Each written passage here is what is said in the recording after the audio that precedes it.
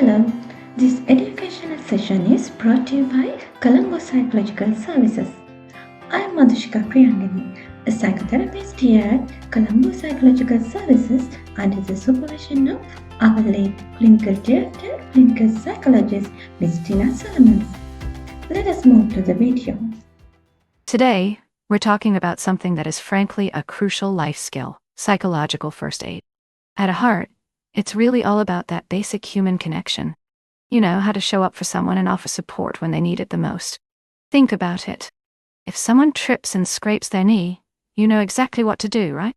You grab a bandage, you clean it up. But what happens when the wound isn't something you can see?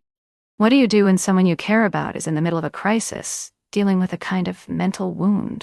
That feeling of what do I even do? It can leave you feeling pretty helpless.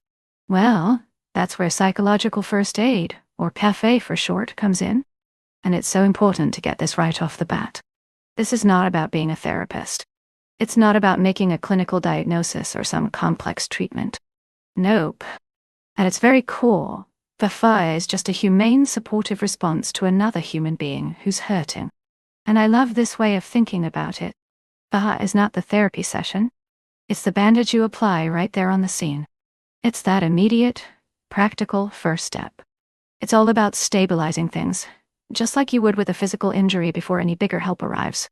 So why do we do this? What's the point? Well, there are a few huge reasons. First, it's about reducing that initial shock and distress. Just bring the temperature down a little. Second, it helps kickstart a person's own coping mechanisms for right now, for the long haul. And this last one is so important. Giving that immediate support can actually help prevent a traumatic event from spiraling into a serious long-term issue. Okay, so we've covered the what and the why. Now for the really practical part, the how. The whole thing boils down to 3 super simple, easy to remember principles. Look, listen, and link. Let's unpack those. First up, look. Before you do anything else, you scan the scene. Is it safe for you and for them? Does anyone have really obvious urgent needs like first aid? Okay, step 2 is listen. This is where you gently approach someone who looks like they might need support. You ask about their needs, but the biggest part of this is just listening. Seriously, just being a calm presence can work wonders. And finally, step 3, link why.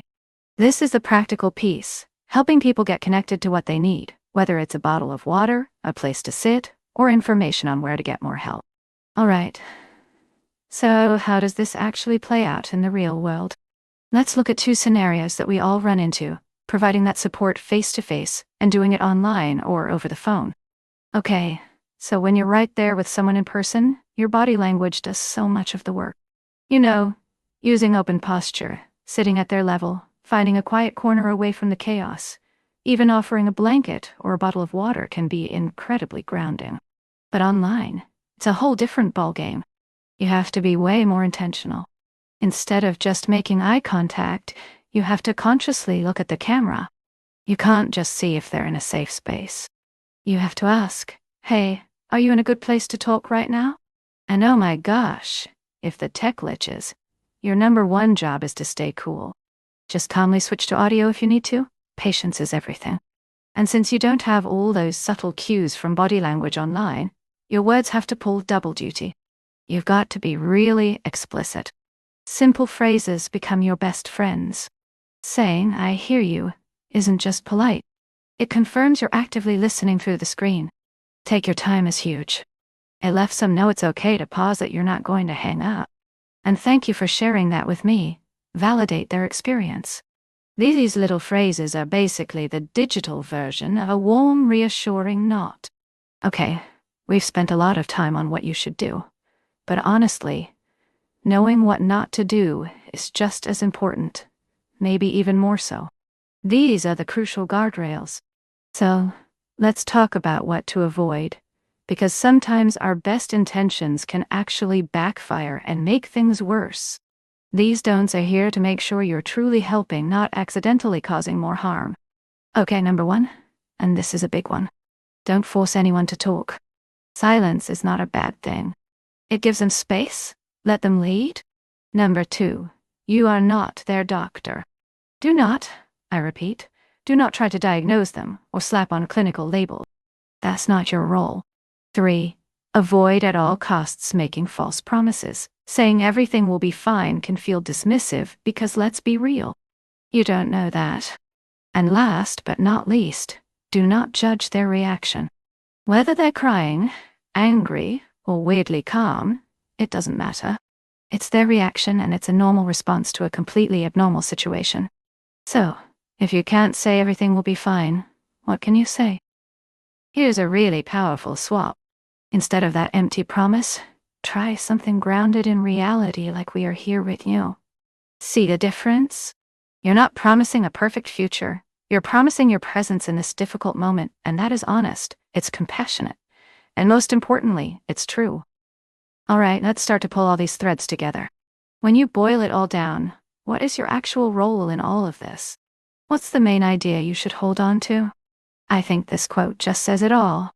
Fa is about being a comforting presence in the storm. You're not the helicopter coming to rescue them. You're the calm, steady anchor in the middle of the chaos. Your goal isn't to fix anything. It's just to be there, and to make sure everything you do respects that person's safety, their dignity, and their rights. And one last thing, and please don't skip over this part.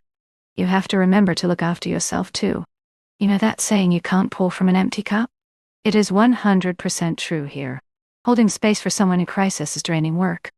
It is absolutely essential that you take care of yourself afterwards. So, I'll leave you with a question to think about, because psychological first aid isn't just for paramedics at a huge disaster scene. It's for the everyday personal storms that our friends, family, and colleagues go through. So, who in your life might just need a safe presence right now? Because sometimes just noticing is the first and most important step.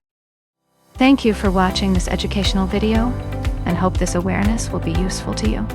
Let's meet again with another awareness video from CPS.